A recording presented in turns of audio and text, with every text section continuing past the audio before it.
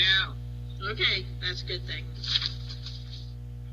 Okay, we'll go ahead and call this meeting to order. Roll call. Mr. Lopez. Present. Mr. Hennis. Present. And Ms. Hawkins. Present. Okay, so we are having our special meeting, and we will do a board agenda review as our first item. It's subject A. And I believe Dr. Vivi is going to go through this with us. Yep. Is Dr. Vivi here? And Hawkins, governing board members, as we've done in the past, I'll take a moment to run through the agenda for the regular meeting so you know what's up and coming for tonight. So obviously I don't think I need to go over anything in section 1 or 2 for you. Again, in section 3 for the recognitions, we will be recognizing our students of the month. So we will have our Rotary students of the month and our CGU students of the month. So that will do that presentation again. A reminder that tonight we did offer the opportunity for a call to the public. So just a reminder that all of those submissions were due to the district office by noon on Monday. And they have all now been uploaded and are attachments as a part of that agenda. So they are public and are there for all of you to be able to read. I know many of you, since they've been posted for a while, had a chance to review them. So if not, we'll want to make sure you do get a chance to review all of those comments that came in. In the number 5, the reports and discussions after my superintendent's report, I am going to go over budgetary recommendations for FY 2021 with you. I'd like to wait and answer questions there in the regular meeting if that's okay with you, so that we can cover those. And then as far as matters reserved for board action, one of the topics tonight is graduation. However, we're also have that on our study session next, right after this, and so I would like to share some thoughts and some things with you in that meeting.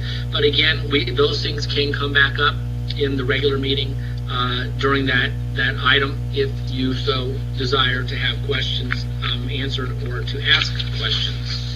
And then section B there, the FY 2020 revised budget. We've attached that for you. Jean is part of this meeting as well, so we'll be able to answer any questions you might have if you have one. Also, the FYC is the FY 2021 301 plan. Again, that's been attached to you. There's been a few changes, so you have that information. And then D is just the standard informational reports. 7 is our consent agenda. So we have our renewals and appointments in section A, resignations, retirements, non-renewals in section B, our warrants and vouchers, student activity, auxiliary operations in C and D. And then, of course, as we always do when we wrap up our board meeting with A, future agenda items, so I don't forget, and I'll bring it up at the end of the regular meeting too. We are still in the process of trying to fill positions, teaching positions and certified positions. And so we're having to do those interviews virtually, and we don't want to lose candidates. So I may be coming to you, President Hawkins and members of the board, to see about the potential of doing a special meeting before the June meeting in the event that we could offer contracts to some teachers that we need to hire, so we don't lose out on hiring some people by not being able to offer contracts. So that is an overview of the agenda. So any questions or anything I can answer on the agenda before we move on with the special meeting? Anyone? We're good? Jack? Member Hennis? Member anything? I think I'm good. I think some of it we kind of answered once we get into the rest of the meeting, the kind of our beginning session, our business section. Perfect.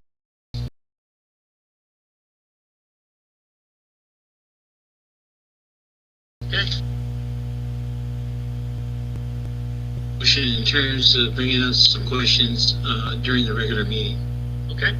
All right. Thank you. All right. Subject B. B, graduation ceremony.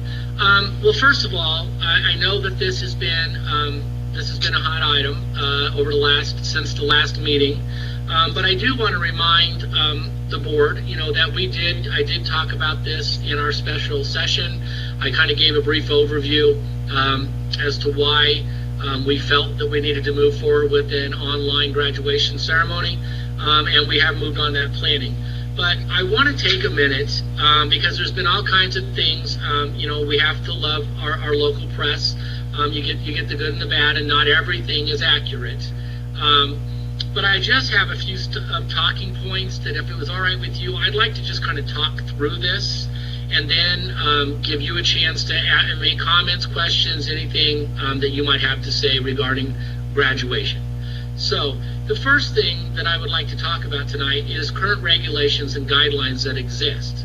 So just a reminder to the three of you and myself and to everybody else who may be watching, we did not, in our school district, make the decision to close our schools. We didn't make that decision. That decision was made for us by our governor. We did not make the stay-at-home orders that we're all living by. Again, those were federal and state mandated orders that we're all living by. We as a school district had nothing to do with those orders. We did not create the federal, state, and local reopening guidelines that we're now all required to follow. All those guidelines as Americans and citizens in the U.S., those have been handed out to us. So as we look at graduation and graduation ceremonies, what I really would like to clear the air with is there is not a single individual I know from the three of you, myself, our principals, our directors, administrators, teachers, there is nobody in this district that wouldn't prefer to see us have a traditional graduation for our seniors. Everybody would prefer a traditional graduation. When we knew that our schools were going to be closing, that was the first thing that came to just about everybody's mind is our seniors, the things that our seniors might be missing out on because of the inability to have large social gatherings and large groups of people together for any current time. As far as our rationale to move to an online format, the reason that we went that way is because of the guidelines that have been set for us. And if you have to remember, at the time, we didn't know until April 29th what would happen with our stay-at-home orders. We learned on the 29th that they were extended till May 15th. And now that they're extended till May 15th, Governor Ducey, while he started to loosen some things up, it's been very minimal. And as from what I have been told and what we have seen, we haven't even really, in Arizona, started into phase one of that reopening plan. And we have to go through phase one to get to phase two, to get to phase three. So that's going to be a process. So knowing that there might be the potential that we could not have our graduates together, we started the wheels in motion looking for a way to make sure that beyond a shadow of a doubt, we did not forget our seniors, and we did not miss out on the opportunity to honor them in some way, shape, or form, the best way that we can for their efforts in our school district. So we didn't want to miss that window for our seniors. So in order to do an online graduation, I can only tell you, because the myth out there is it's the easy way out and it doesn't take a whole lot to do. And I can tell you from my principals and everybody else, it's 10 times harder to do this graduation right now than it would have been just to roll out a traditional graduation the way we've done it year after year after year. So it's taken a lot of time and effort. There's also been some delays because our graduation company was also impacted by the COVID-19 and their plants and their shops. So we are delayed getting our graduation gowns. Our gowns are supposed to be here maybe this Friday, by Monday for sure, and we won't even be able to get caps and gowns and invitations to seniors until next week. So we have been delayed. We would have normally been giving out invitations and moving forward with things a month ago. We also have to remember that at the time, and still currently, federal, state, and local social distancing guidelines not not permit an in-person graduation. There's nothing at this time that allows for a crowd larger than 10. And so we've had to do that. In a typical graduation, we have more than 10 people on the stage itself for a typical graduation student. And one of the things I want to point out is no decisions were made out of the lack of desire or our inability to run a modified in-person graduation. We've all done graduations lots of times. We have the know-how, and we've talked about all the possible options. But again, current regulations don't permit that. So we started to look at that and started to do that. Along with those guidelines, just to be safe that we're not just guessing at things. Last Wednesday, as a part of the Pinal County Superintendent meeting that I attend every week, our district attorney, Mr. Jim Fritz, was a part of that meeting.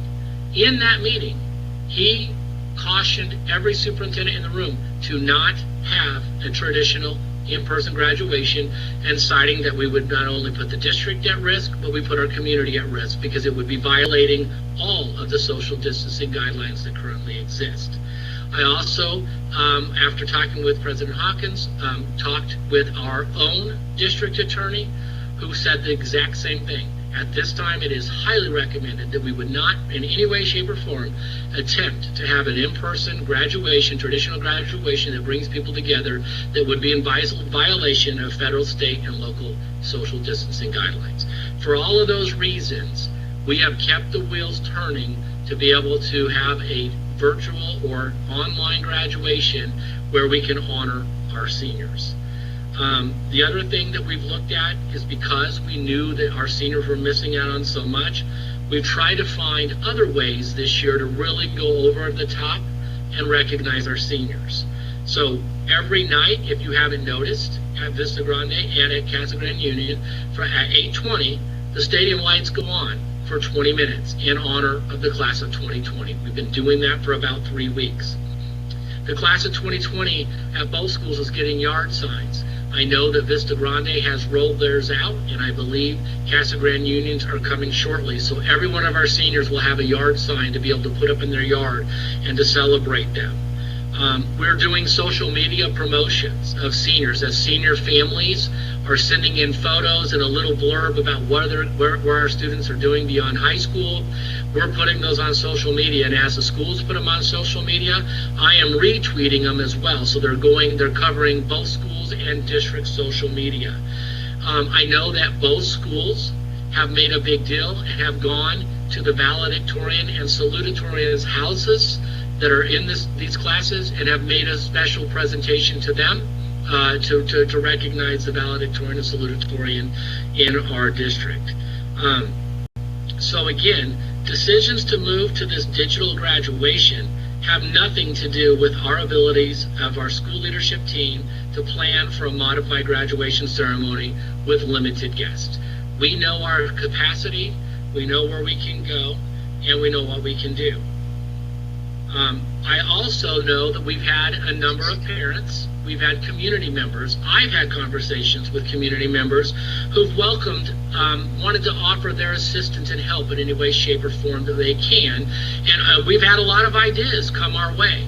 I haven't seen one yet that fits within the current social distancing guidelines that we have to follow, and so therein lies our biggest problem. But I do want to thank those parents and community members who are willing to share their ideas with us on how graduation ceremonies might be accomplished, and I appreciate the genuine sincerity of people wanting to help. We all would like to see traditional graduations for our seniors. Again, moving forward now with all of the knowns that we have in front of us, graduation gowns will finally be available next week, and we'll get them to seniors. Schools are arranging where seniors can drive. It's going to be drive up, drop off, put them in their trunk so they can get their stuff and start taking pictures and doing the things they would do at the end of the year. At the same time, unlike any other district that I'm aware of in Pinal County, we have officially moved our graduation dates to buy some time before we have to for sure say no way to a traditional graduation. Our dates now are officially June 16th for class reunion, June 18th for visit. So I need to let everybody who might be watching know that nothing will happen graduation-wise the week of May 18th through the 22nd. Our normal graduation week will not be graduation week, and it will come and go. See, before you leave that topic, Yeah. just as a question, because I think I was kind of understanding maybe a little bit different. Okay. Tucson Unified School District is going to do a virtual graduation on the normal graduation date, 21st, 22nd. Yes. That I just read the other day in the Tucson paper, and then they're reserving the date like you are, much like you are, for the June 16th, June 18th, if things open up, etc. So hopefully, fingers crossed, Right. prayers be answered, that you Yes. might be able to do a physical if everything opens up and for some fashion of doing that. So was there any consideration given to doing a virtual graduation now and then doing another one as opposed to making the kids wait another 2 or 3? I'm just asking because Yeah. it looks like some of the schools in the valley are doing that, Yeah. and Tucson is doing that also. So we are working, to answer your question, it's a great question. We are working with our graduation vendor, who will be the one that is responsible for putting together all of this entire ceremony, digitizing this entire ceremony, from the filming and developing to the pushing out of the ceremony. Because our graduation gowns are delayed, and what will happen is each senior has the opportunity to create their own digital page and a 10-second video. It is not possible for our graduation company to put this all together in time to honor our current 2 dates. So we would already have to push it. So knowing that we were going to have to push it, what we have decided to do is to land on those dates, and if we cannot come together because social distancing still does not allow that, there's not any way to do some modified version of an in-person graduation. Digital graduations will run at 8 o'clock that night on their prospective nights. We'll honor our graduates. If we can do something in person, we will do something in person and run the digital graduation along with it too, and that will be a keepsake that this year's class will get to have forever. So we'll run them both. So we will prepare. We figured if we move it to then, we can be prepared to do both. And so that's kind of where we are. From last I checked with our graduation company, I don't think we'll have the filming of the actual ceremony done until about the second week of June. So I don't think we can move it much later than that. So those were some compromises that had to be made, with that. So we are going to continue our plans for digital graduation ceremonies on those 2 dates. However, I think the biggest message that I want to make loud and clear is that should federal, state, and local social distancing guidelines be reduced and make it possible to honor seniors in person, and with permission from our legal counsel and of course you, the governing board, we will be ready to honor our seniors in some type of a public graduation. Now, I don't know what that may look like. If you look at President Trump's plan, in phase 3, it allows for up to 200 people to be together in a social gathering. We have 400 graduates at each school. So even in phase 3 of the federal plan, we couldn't even bring all of our graduates together at the same time. So that's something that we're preparing for, in a conversation I've had with the school leadership teams about what if we had brought our graduates in thirds, you know what I mean, with limited guests, 1 or 2 people per family. So anyway, we're going to look at all those options. We're going to continue to wait and listen to our governor, our president, and our mayor on what we can and can't do, and then again, follow the guidance of legal counsel on what might actually be available. So the other thing I think that's causing some anxiety is that people don't know what this looks like. So if I don't know, it's just a bad thing.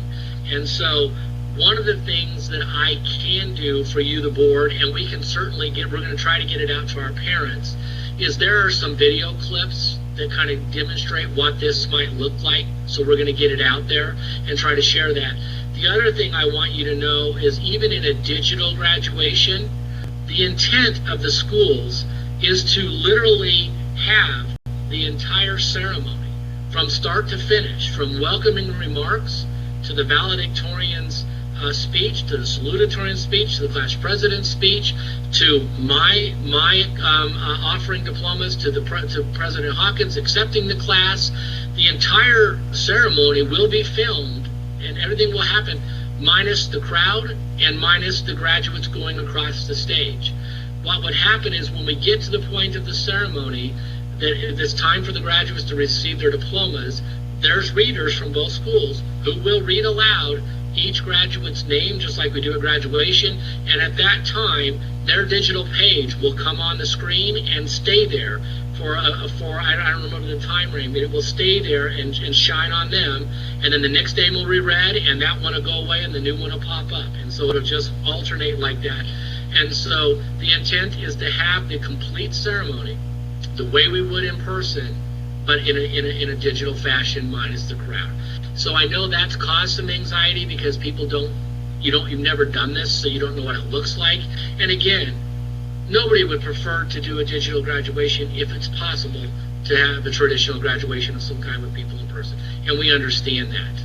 And Steve, I guess the other question I've got is there if things are such at that point that things are still tight and you're still not able to get large groups, 200 or whatever it happens to be, groups, etc., is there any idea that to go ahead and do the digital and then potentially into the future go ahead and, if we can, if it opens, to go ahead and say we want to do a date, we want to do a physical walkthrough with these kids, etc., but our hands are tied as far as what's going on. I mean, to give them some kind of idea of what may or may not transpire.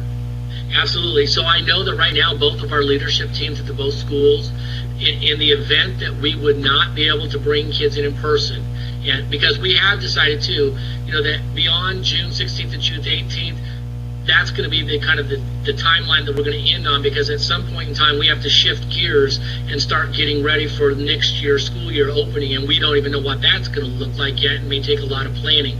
So right now I know that both principals and their leadership teams are talking about worst case scenario in the fall, arranging to be able to honor the class of 2020 when school year starts back up. And so because we don't know what we're going to look like when we start, how we're going to start, what's going to start, all those are still up in the air.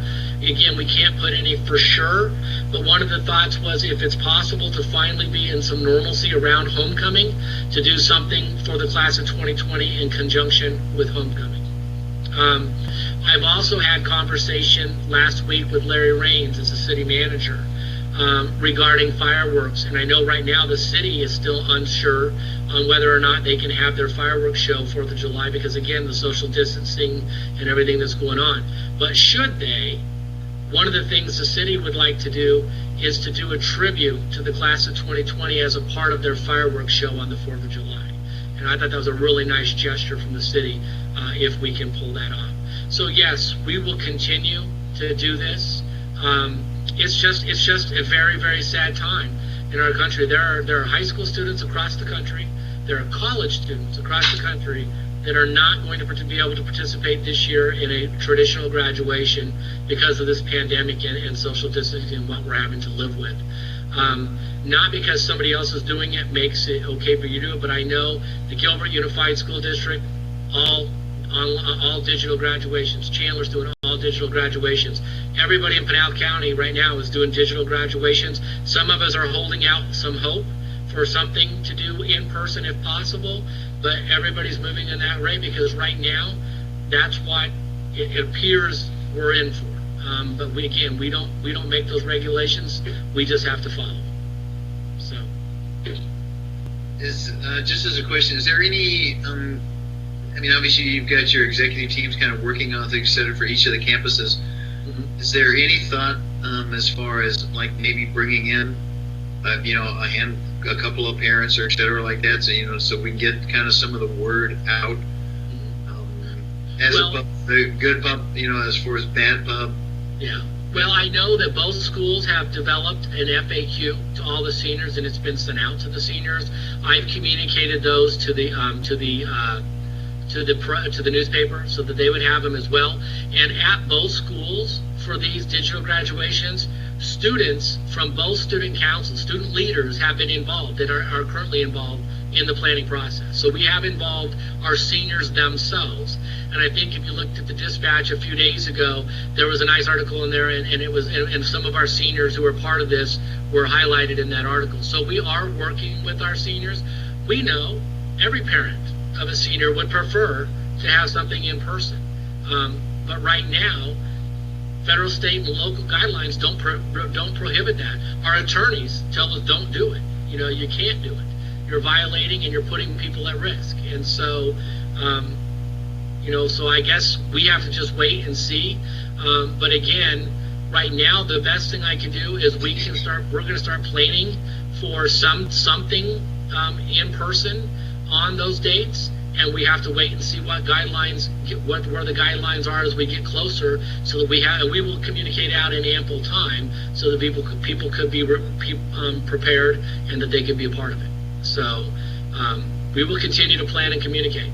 So are our seniors right now at this moment sort of cognizant of the fact that that obviously there's not going to be graduation, but we're looking at a date in June at this point, or until the board actually, they have no idea? No, they know that we're already looking at a date. We've already communicated. I put in the newsletter article that we were moving to a virtual graduation based on the guidelines. And so, you know, based on these guidelines, the reason it has come before you tonight is because one of the staffers from Superintendent Hoffman's group has answered a parent email for her, which you guys have a copy of that, basically placing the decision on the governing board for each individual district in the state on how graduation will fall. Knowing your legal responsibilities, you know, that's why President Hawkins and I have talked, and that's why I've consulted our attorney as well as the county attorney on behalf of myself, the district, and you as the board on what is recommended that we do. And the recommendation right now is that we continue to move in this format, and that we do not do anything that would intentionally violate federal, state, or local social distancing guidelines and put the district or any of our community members at risk.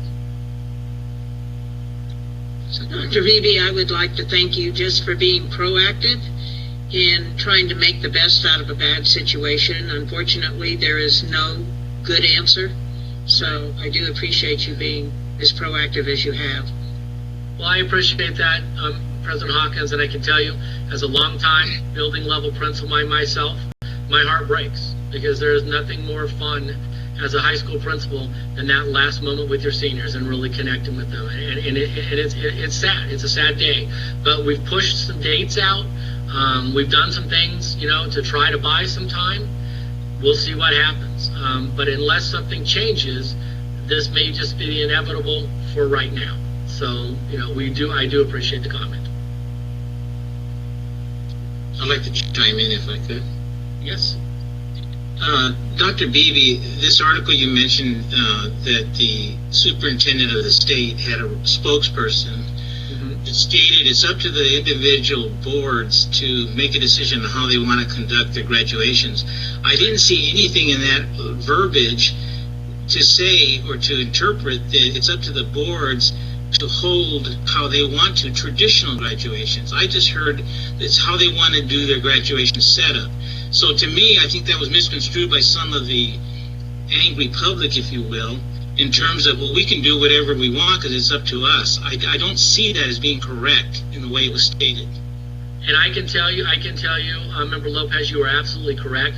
That did not just say that email and the communication that was in it was not the intent to state that any governing board can just completely neglect and ignore federal, state, and local, you know, social distancing guidelines and do whatever they want. That is not the case. But if you wanted to hold hard press that we're going to have this thing in person, you know, down the road or whatever else, I mean, we can try to hold out hope. I just know that And every time I talk to another principal, I talk to another superintendent from another district, this is where everybody's turning. You can turn on the news. It's happening in states across the country. I mean, this is the unfortunate time we're in, but this is maybe the alternative for this year to be able to honor seniors when you can't bring them together safely in person. So. Yeah, when I read that letter, and then I went the letter that also came in from Matt Herman, the city councilman. Yes. What I read is, that they recognized that it would come down to a board decision, but the board decision would be based upon what is in the national recommendations, guidelines, and what are the safety issues and where we are at that specific time. Correct. And I think Matt, when I read his, I think we all agree 100% as a person that we would all love to Absolutely. be able to have graduation. We would all love to see the kids walk. We'd all love for it to be about 75 degrees that evening also. Oh, I would like last year's graduation weather forever. It was beautiful. As a matter of fact, and would love it all to be able to invite and bring as many, all of the family that you could, or as possible, and it to be a safe and wonderful, celebration of it. Right. And that I think what you're trying to do right now is at least offer some alternatives of what could be, potentials into the future, and not completely close the door on not having a physical walk through graduation. We need to communicate that to them, because I spoke to a senior parent today, and they're still a little bit not 100%, and maybe they're not getting the full information from their senior, but they didn't seem to kind of understand what exactly we were planning on doing. So I think we need to be real proactive. Yes. And get the information out, and either through the paper, Facebook site. Yeah, and I know that you've got your, the weekly or the monthly newsletter that kind of comes out. I'm just saying, sometimes not everybody reads it. No, I agree. And so again, I'm working with the principals after this meeting to make sure that we are really, because the best communication that has worked for me is from the school level to their parents. That's usually the quickest, easiest connection to make sure everybody has the information. And that's why I said, knowing that we're on one of the benefits right now for our meeting is that anybody who's watching or anybody who wants to come back at any time, everything we've just discussed is right here for them to hear and to read. And by the way, I also Jim Fritz, the county attorney, also told me to let the board know if any of you wanted to speak with him in person, he's happy to speak with you. And he has no charge to us to speak with him. And our own district attorney would speak to any of you if you just needed to speak to them for your own well-being. So I think, Steve, it probably in the best interest if you put out a release to the paper, et cetera, that you probably have a specific release from the attorney, explaining the position of the county on some of the stuff, so that we're just not, reporting it verbally that this is what he said. Well, I know that one of the reporters from the paper, she usually hits me up right after a meeting. So yes, we can work on putting out a public statement that'll go out in the paper, so it puts everything to rest, that what we're doing, why we're doing it, and that there is still some hope. I don't want to put a percentage to it, but there is some hope still for maybe coming together in person. So, and I think, and so. You mentioned student council members and some different folks that have had kind of a role in some of this. Mm-hmm. Is there a way do they have the ability does the district have a Facebook site or something like that where you could put a little blurb out with these kids, talking about, or, at least, all of us together kind of talking about what the plan is? I've communicated. So really what we've done for graduation with this is we've handled it the same way we would handle it in a traditional graduation setting. Each school has their own team that they put together to run graduation every year. So those team members have been involved. Where we've stepped it up this year is we've involved senior student leaders, because it's going to be completely different. So we wanted to bring the kids into the mix and to get some of their take on some of this. So not all seniors have been involved, but senior leaders from both schools have been involved. So yes, we can. I try to use our social media. Everything that I do put out is on Twitter, Facebook, and Instagram. We have both schools have their Facebook pages. As you know, principals are communicating regularly. They're communicating regularly with WADA, so we can increase our efforts to make sure everybody understands. Again, I mean, some of the talking points I did, I have no problem putting that in writing, is why we are where we are, what we're trying to do to resolve it, and what, you know, that June 16th and 18th are our new graduation timelines, and we'll see where we are at that time.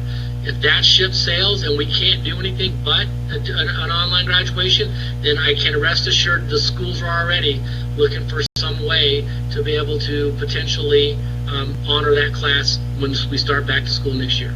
And I think that kind of clarification and just, you know, out there in the community would really, really, really help. The other thing is, I still would like, and I hope we as a board and you can find out what it is that board members can say or not say on Facebook.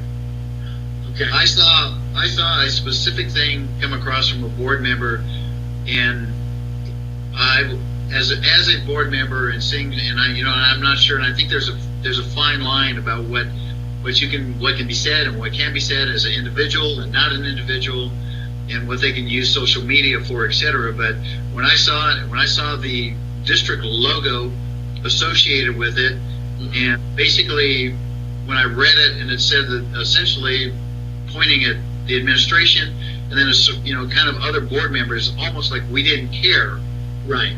to see this going on. Very, very appalled at that action, and was disappointed in what came across there. Yeah. So I don't know what, you know, how we find out from the state, ASBA or whatever, Oh, the actual, what a board member can, and I think you can get away with a lot. well, I can tell you after that went out, I was asked to follow up. So I did, with both our attorney and with ASBA. And what I can tell you is that post you're talking about is absolutely inappropriate, because when you use the district logo, you are representing the entire board. And so you should never, as a board member, use the district logo in anything that you're putting out that is your own personal viewpoint and stance. You as board members are all individual people. You can put out things on your own social media that reflects your feelings and your thoughts, but when you bring the district logo into it, you are representing the district, and that is not something that should be happen. And that post should be taken down or the logo removed. So, however, it's not like ASBA has the police officers that are going to come and do that. That's just the recommendation. But, you know, what they said is that board member should take down the post or remove the logo. That's fine, and I didn't, and specifically where it kind of pointed out, you know, that we weren't doing everything that we could at that point, and, you know, and basically kind of pointing out some kind of egregious things, I thought was just of a point that was way past the norms. Right. Well, I think the thing that's important, and I don't get offended, parents are hurt right now. Parents are upset, and they are rightfully so. And when we're upset, all of us, we're upset and we're hurt, we don't always do things as rationally as we might when we're not.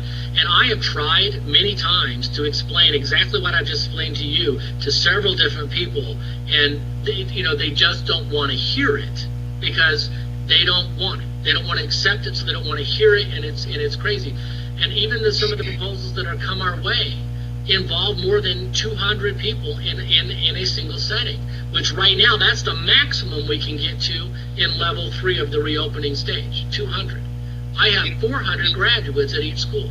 And it was wonderful that the folks took the time, worked through it, came up with ideas, and really spent some time on it, etc. The problem is graduation is a crazy house. It is.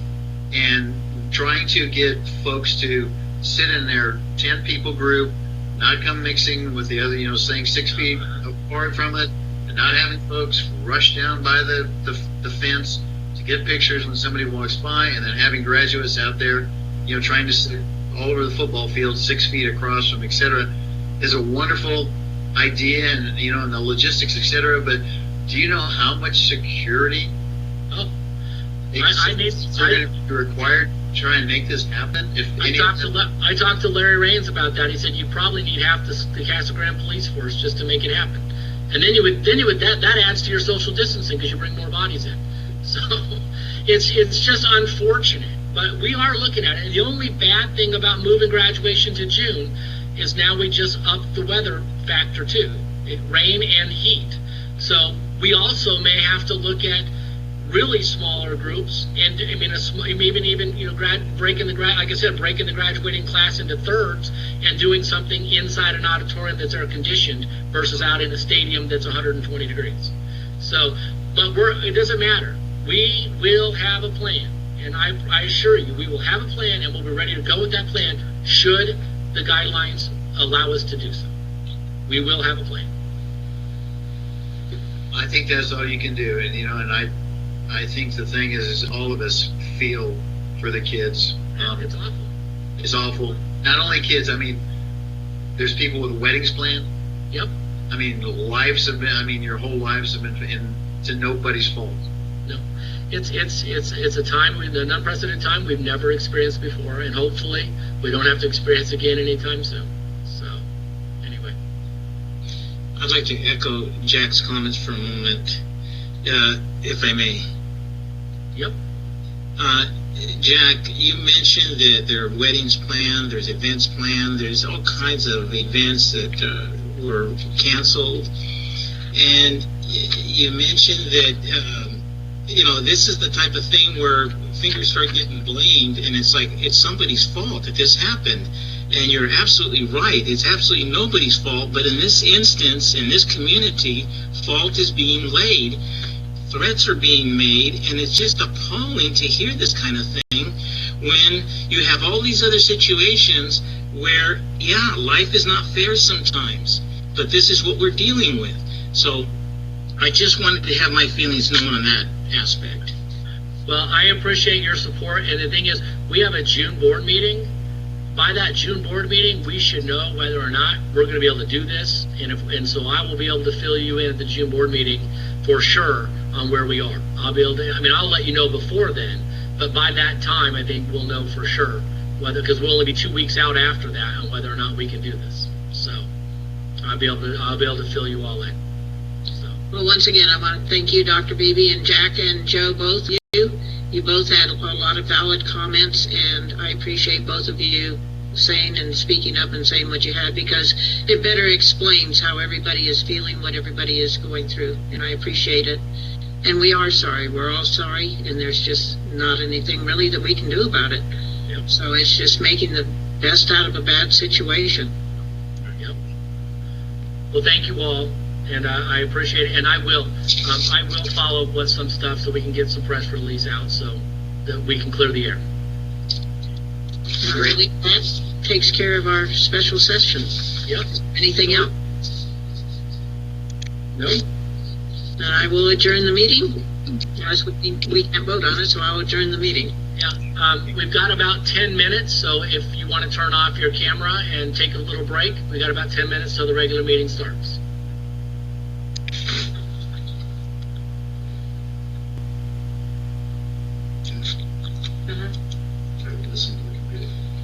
I have 6:30. Everybody's ready to start? Yes, ma'am. I'll call the meeting to order. Mary. All right. All right, Mr. Hennis. Present. Mr. Lopez.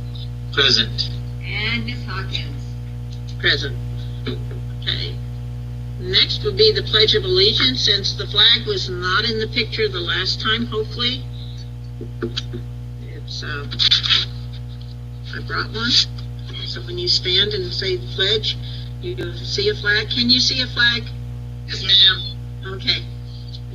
Please join me in the Pledge of Allegiance and then remain standing for a moment of silence. I pledge allegiance to the flag of the United States of America and to the republic for which it stands, one nation, under God, indivisible, with liberty and justice for all.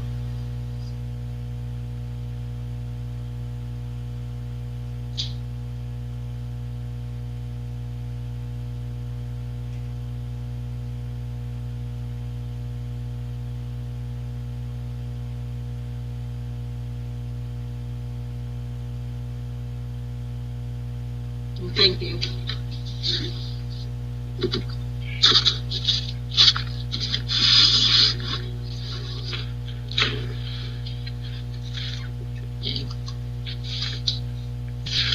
So, item 2A is move to approve to adopt the agenda of May 5th, 2020 as presented. Y'all move to adopt the agenda as May 5th, 2020. I'll second that motion. Discussion? Mr. Hennis, Aye. Mr. Lopez, Yes. Ms. Hawkins, Yes. Item 2B, minutes from prior meetings, move to approve the minutes of April 14th as presented. I move to accept those minutes for April the 14th. I'll second that. Discussion?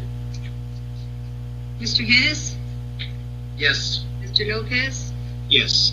and Ms. Hawkins. Yes. Okay. Item 3A, this is a good time where we get to recognize the Rotary Students of the Month, and Principal Cole and Principal Mab will do the honors. Yep. Who would you like to go first, Madam President? I'm sorry, Principal Cole. Okay, thank you.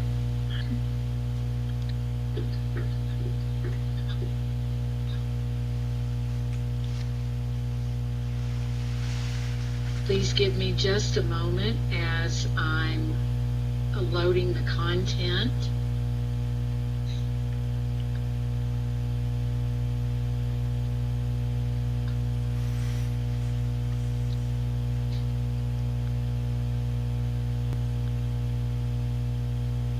Okay, hopefully you can see the slide.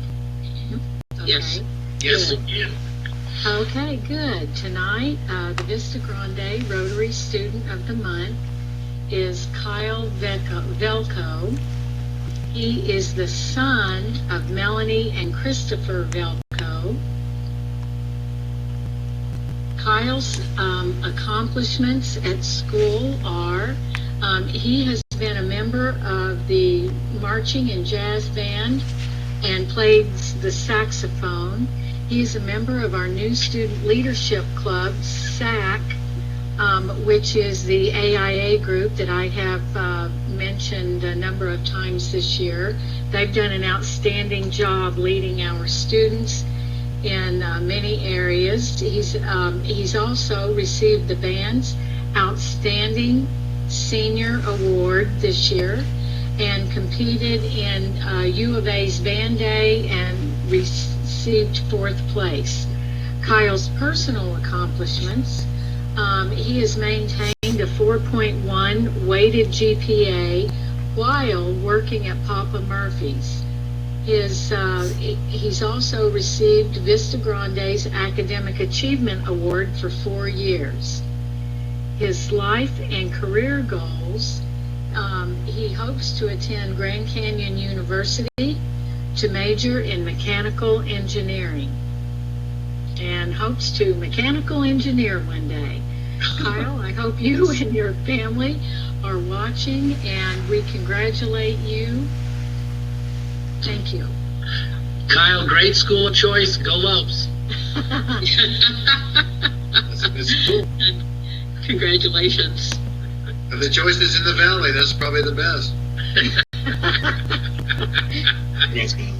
Thank you, Madam President, members of the board, Dr. Vivi. Thank you, Good Mrs. evening.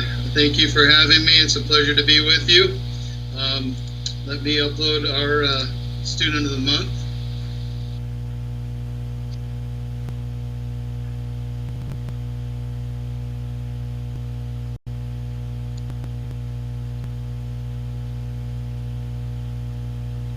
Let's see, do we have 2 displays going? We can just see the one right now. Okay, let's see if it works. For some reason, mine's showing both a little bit. Okay. Again, it's always an honor to come before you, Madam Chair, Governing Board members, Dr. Vivi, for our Rotary Student of the Month and some of the outstanding things that our students do. Let me see if it's going to share today. I might have to start it again.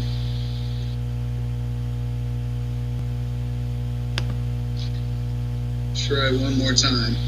Do I need to hide the stage or something?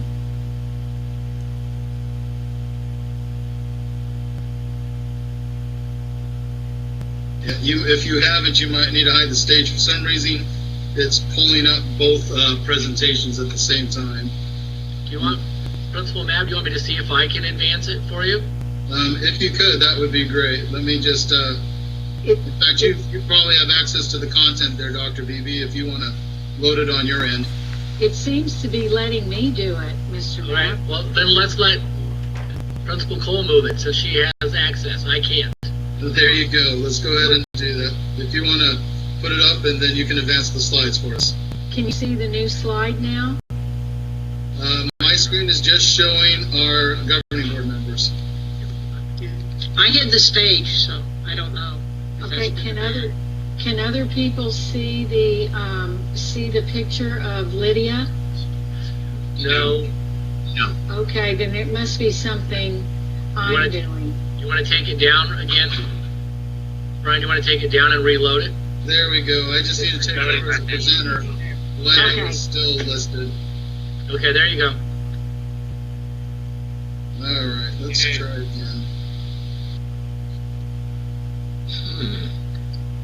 It was just up. All right, it'll come back up. It's just some reason not allowing me as a presenter.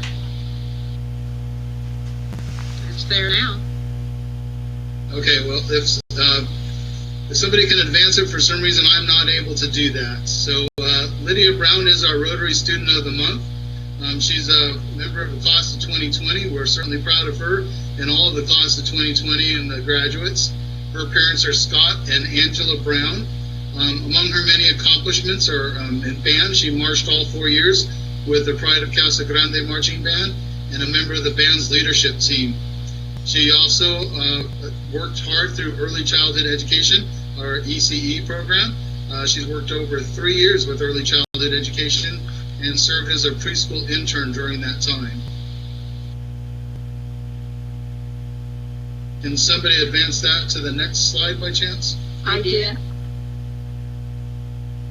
Okay, for some reason it's not showing up on mine. So let me just pull up my copy here and then I will walk us through it so that I'm with you. It's up there now, Brian.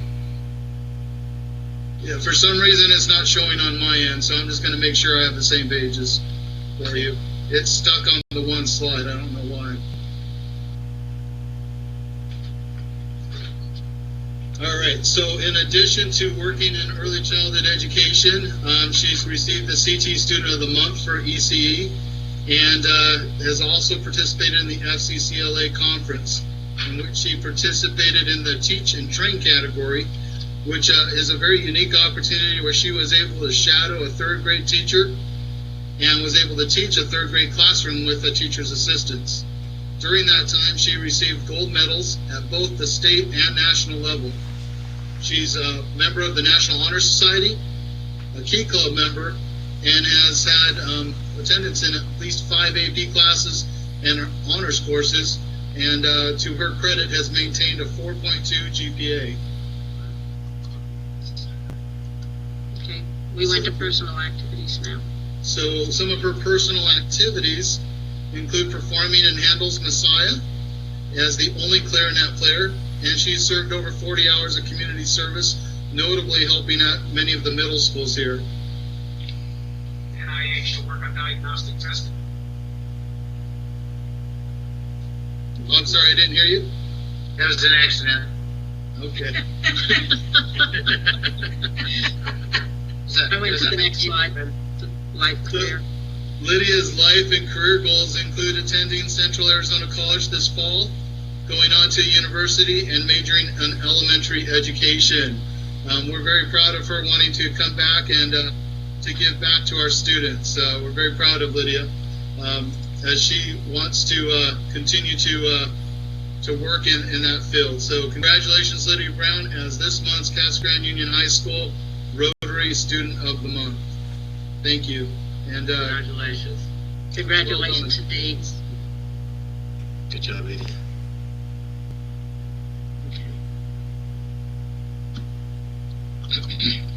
And then we will have the CTE Student of the Month, Dr. Sipes or Mr. Sipes.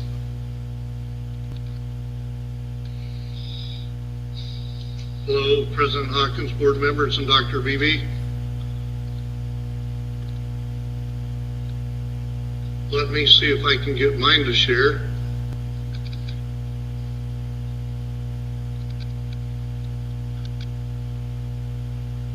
Let's see.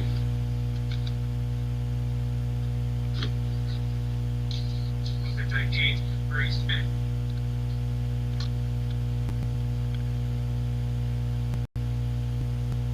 Okay, can you see the screen? Yes. All right, thank you.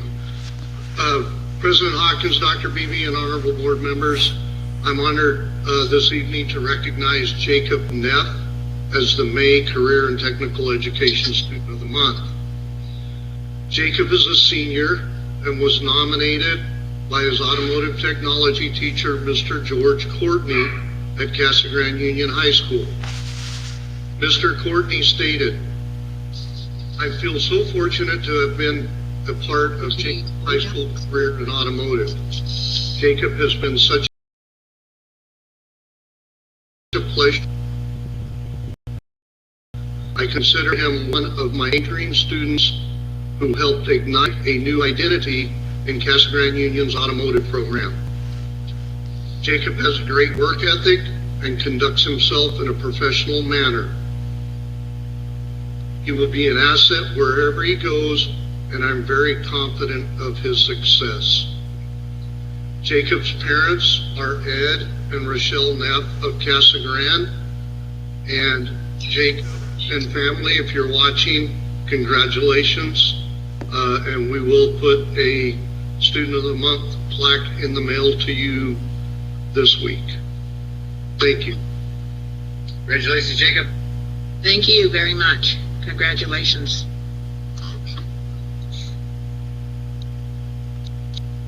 Item 4A, call to the public, and everybody did receive the written submissions.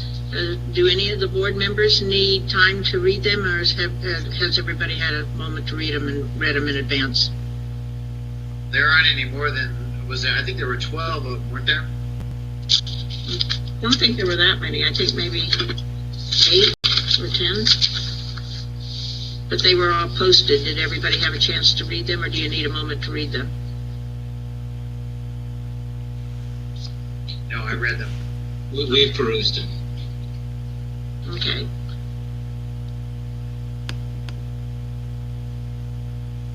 So, I'm sorry. Having a little trouble here.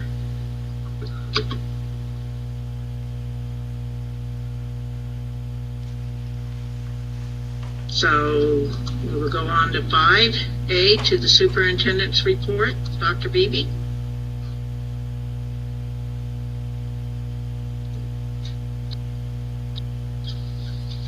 That's all I have.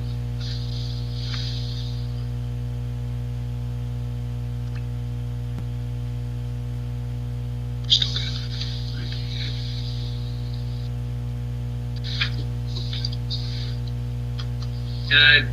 And just so we can't answer to the call to the public, Right. I think Correct. President Hawkins has made a statement from the beginning about we as a board are very disappointed. We would love to be doing a walk, and they're looking at every avenue possible going into the future. Yes, and I'm sorry, I kind of lost everything here. And we do appreciate the people for writing in and expressing their concerns and their feelings. And we have all read them, and I believe we'll be addressing that here shortly. But we do thank you for your input. And I think Dave has me up and running again for a little while at least. So thank you, everybody. Joe, did you have any comments?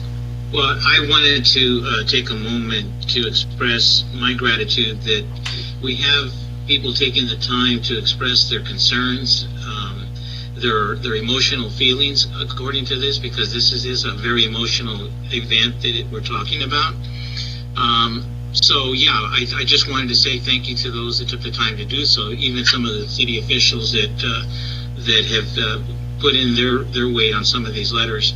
But here again, we can't really comment on them. I just wanted to give a special thanks to those at the time.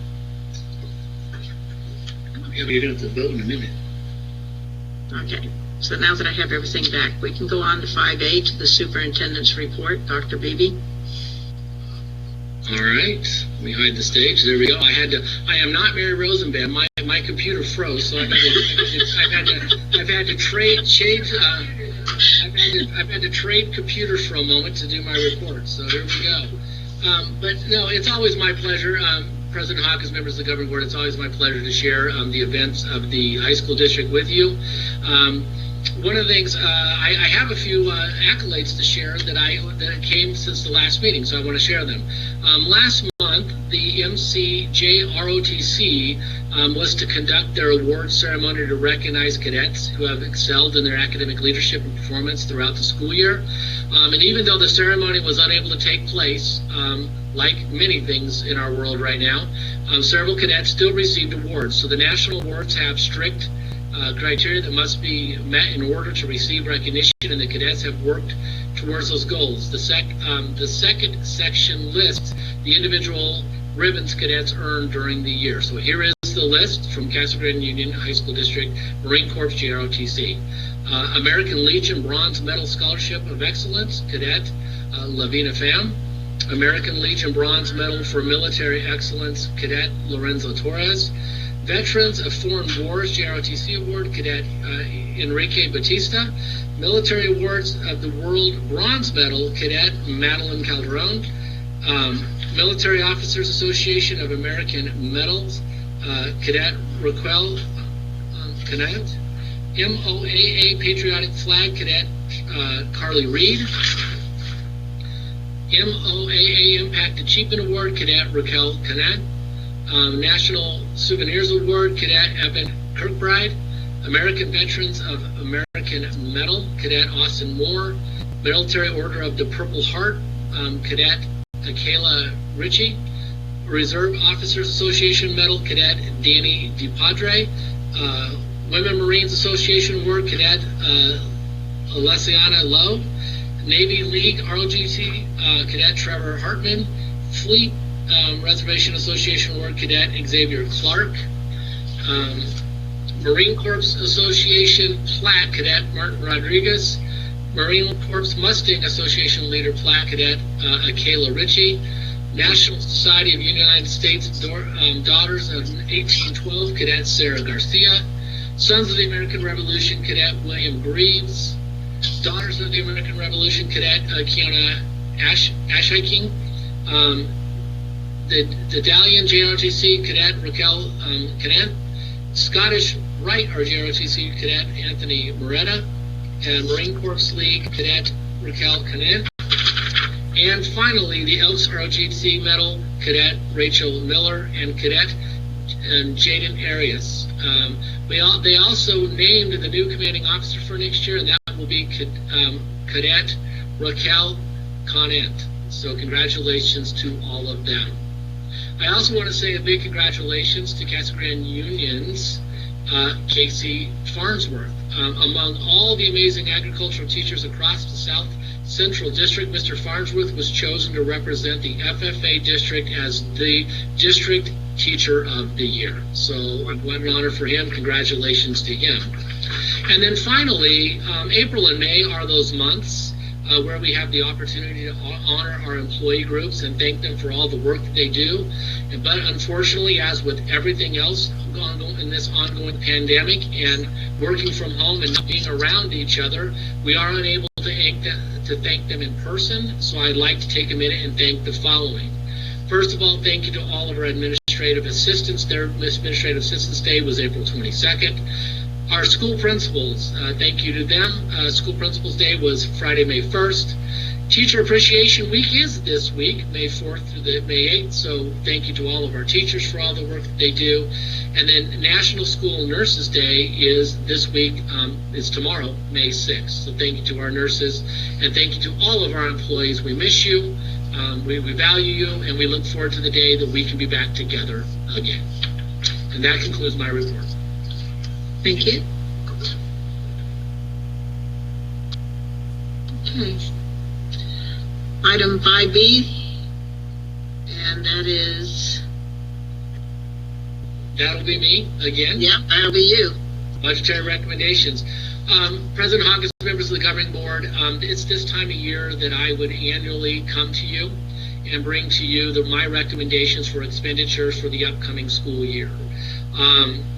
However, with all that has gone on with this pandemic and how it's starting to impact our states and the unknowns of budgetary cuts, I wanted to just talk about some of the things that were consideration and then leave you where we are.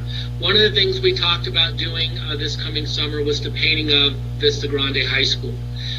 At this time, about 70% of that building it's a colored stucco that is actually paint. So it doesn't have to be painted, it's colored stucco, and the stucco is cracking. We're in the process right now of having that all repaired. And so when it is done, in a sense, it will be freshly painted. Last summer, Mr. Mace and his guys were able to go through and they already painted all the metal and redid the accent. So at this time, we're going to hold off on any recommendation with painting the remainder of the school for at least a year to allow things to ride out. There is no major, there's not any major water leaks or water coming through the wall, so I think we're in good shape to hold off for at least a year before we would paint the rest of that school. The other thing that I had talked to you over the last couple of months was the idea of remodeling the district office to make it more functioning and doing some things we've done. We had an outside architect who has given his drawings, given us some conceptual drawings. We've had an engineer in here, and we are in possession, and we have all of those drawings and the services that architect has done for us. However, again, at this time, I don't think it would be a wise decision to move forward with completely remodeling, and therefore I'm going to take that off the table for right now. Brewer Academies in our lease agreement. I had a meeting with Kevin McEwen yesterday, and I heard back from their leadership today. Even though this pandemic has gone on, they remained with their academy. However, they have suffered just as a lot of the world has suffered, and construction has not been the same. So right now, they are not looking to move forward with another academy right behind this one in July. So what we have reached an agreement, and I'll bring this to you in the June board meeting, is that their lease is through the end of June already. They would like to lease a minor lease, and I've worked with Gina, we've talked through a lease where they would lease the space that they're currently in long enough to keep their belongings here and keep all their stuff here with the hopes of returning to a new academy in November. So right now the building is empty. There's nobody beating on our door to get in here. So to be able to allow them to lease, a much lesser lease to keep their stuff in place, they would hope by November, December, they could be back in action again, and then back to the full lease agreement that we had. So I would like to move forward with that. And again, that's just for your knowledge, because that's money that's coming in, not money that's going out. And then finally, the district office safety corridor. I do believe that it is important. The district office, we have addressed the safety and well-being of our schools, but we have not done anything with the district office yet. But at the same time, we have the means within our current budgetary capacity. I've already met with Gina. I've met with Tim Mace. And so we are going to be able to go ahead and move our receptionist downstairs to put a wall in and block off that where it is a safety corridor, just like we've done at our schools. And we also have the space right now, because it already exists as it is with some minor demolition, to go ahead and move the boardroom downstairs, which would make a lot more sense and give us some more room because of social distancing practices that may be in place when we can finally meet in person. We may need more space just to allow a few people into the room. So with all of those things, at this point in time, it is the recommendation of the administration that we do not move forward with any major expenditures for FY 2021 and to retain as much of our carry forward as possible for any known budgetary cuts in the upcoming school years. Thank you. Steve, just as a question, from when I was on the board back in the past, Yeah.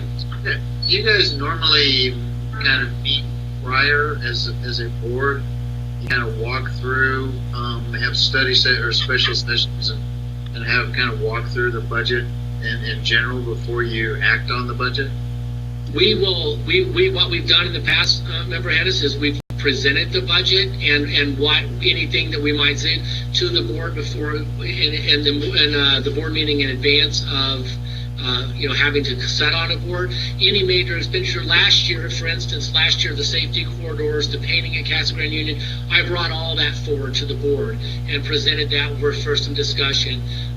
Knowing what we're going into right now, I think the best thing we can do, the wisest thing we can do as a district, is to sit on as much carry forward as possible, because we don't know what's going on. And right now, I feel really good. We got Casa Grande Union painted, which was an absolute must because of, the paint was so bad. We're having issues with weather and everything else.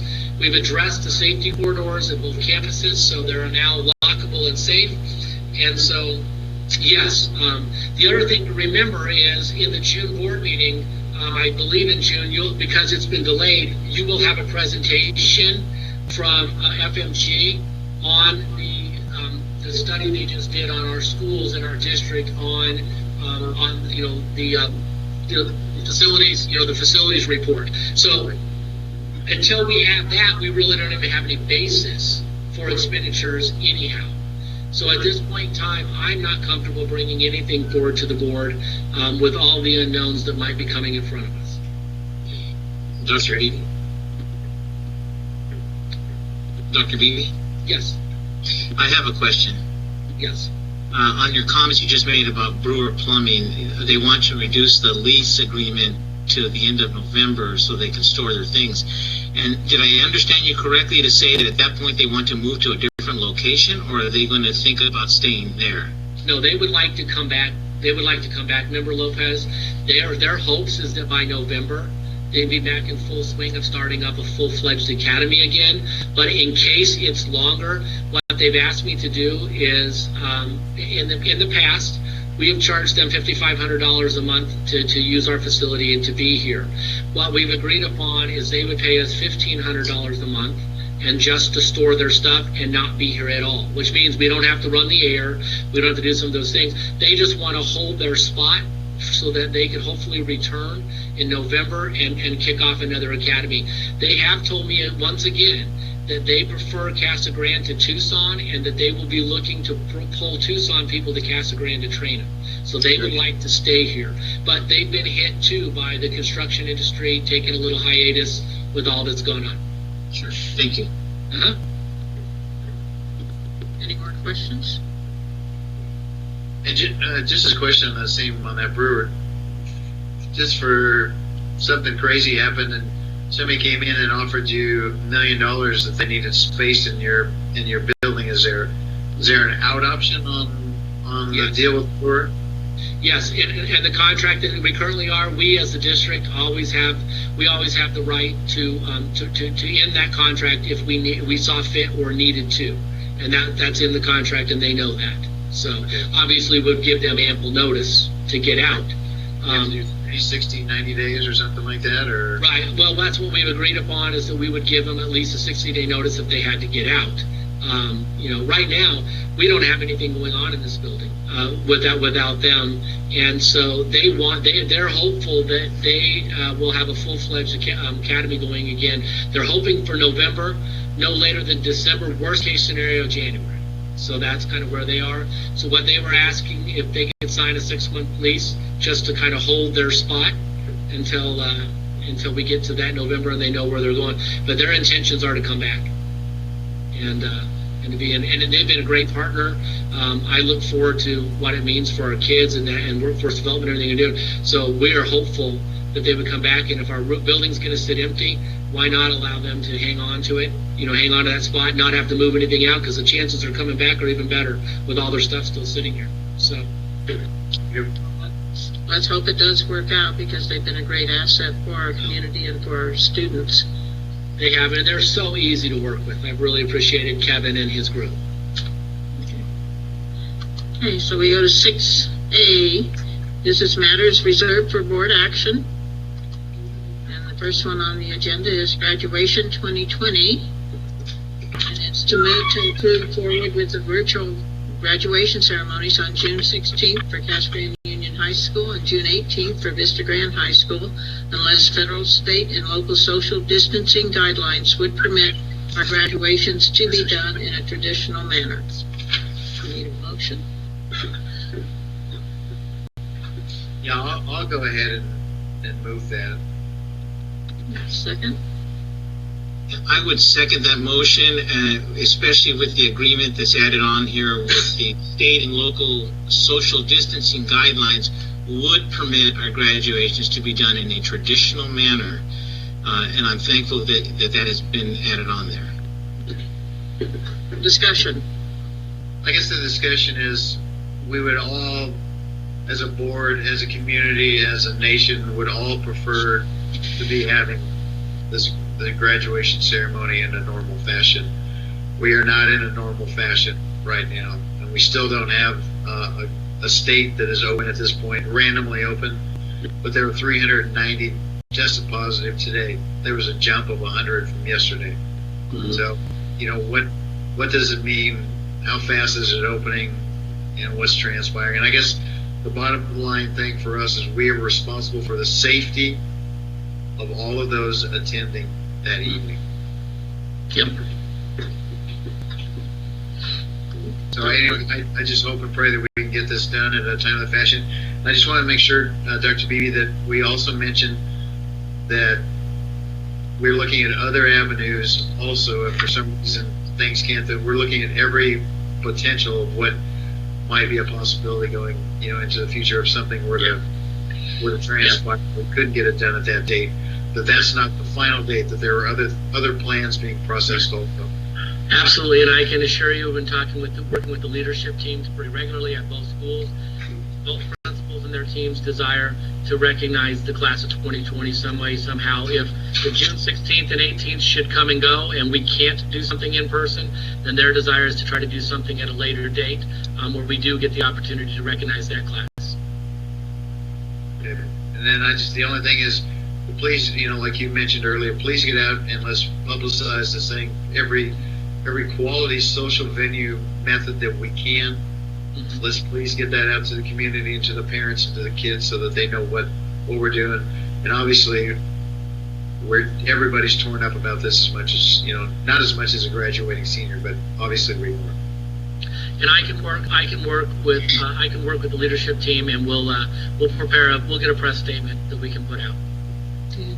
And I appreciate the opportunity that we had to meet earlier this evening here and discuss this in depth. So hopefully people will look at that and see that we are all sad that we can't do what we would like to do, and that we're just trying to make the best of a bad situation. Absolutely. It's hard. It's tough. And I feel for our parents and I feel for our kids, because, all of us would prefer a traditional graduation. Any more discussion? Mr. Lopez? Question. Oh, go ahead. I just say call for the question. Oh. So did I. Okay. Mr. Lopez? Yes. Mr. Hennis? Yes. And Ms. Hawkins? Yes. Okay. President Hawkins, I know you just voted, but may I make a comment? Yes. About graduation? I would just like to take a minute to publicly thank our school leadership teams. I'd like to thank the teachers at both schools and above, and I especially want to say thank you to our senior leaders who are part of both student councils, who've put all the effort in they have to help us work forward with a a digital graduation should we not be able to do something in person. I just want to publicly thank all those groups for all their efforts and their continued efforts to make the best of what we can do. So thank you. Thank you. So now move to approve the fiscal year 2020 revised budget as presented.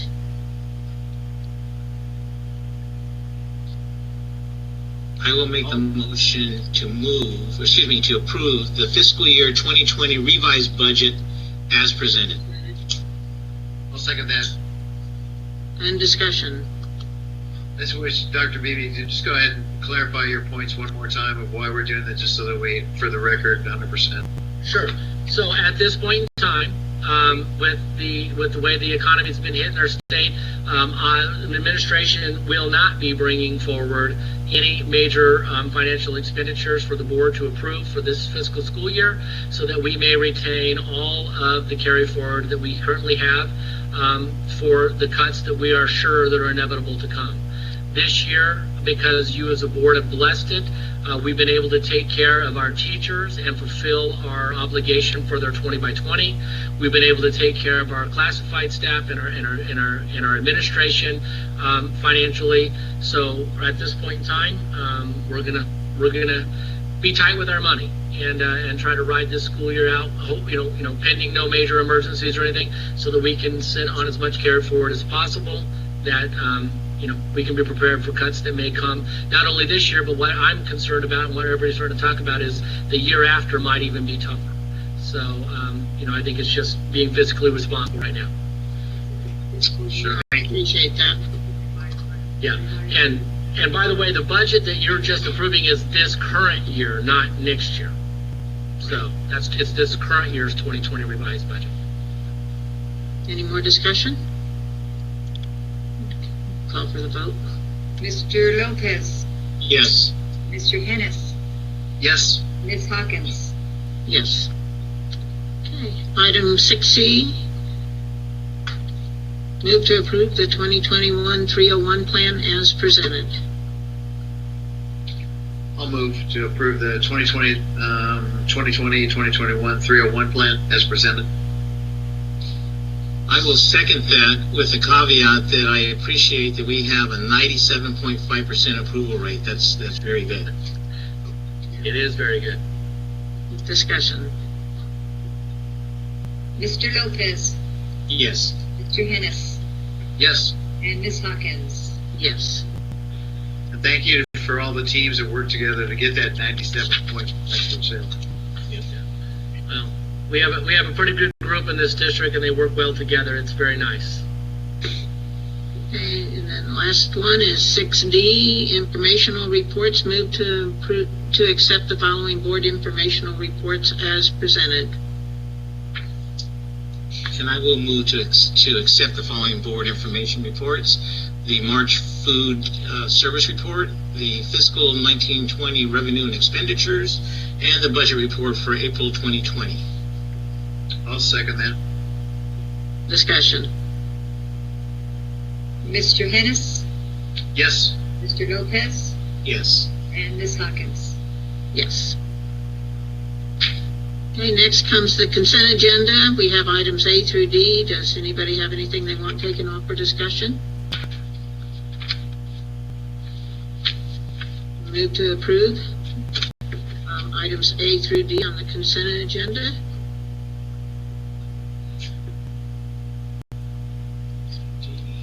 I'll move to approve the consent agenda as presented.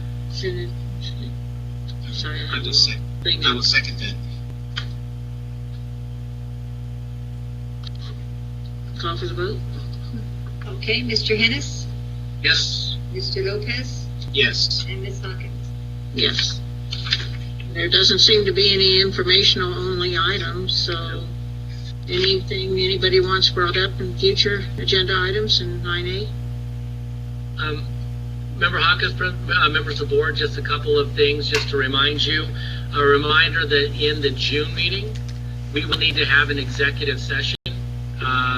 It's June where you as a board have to evaluate my performance for by June 15th, so we need to do that. And also, so we will need to have an executive session. So we may not have a special meeting in June because we have an executive session prior to the board meeting that we have to have. And then secondly, just a reminder, and I said it before, but I'll say it again, we are right now actively trying to hire teachers for our positions. And so waiting till May may be too long to be able to approve somebody to offer a contract. So I may come to you in the next week or two and see about the potential of, even if it's just like this in a virtual setting, that we could do a special board meeting if we have teachers to hire and offer contracts to. Thank you. Yep, sounds great. And last is move to adjourn. Do I have a motion? I have a motion to adjourn. Second. All in favor? Aye. Aye. All right. Thank you, guys. Thank you. Yeah.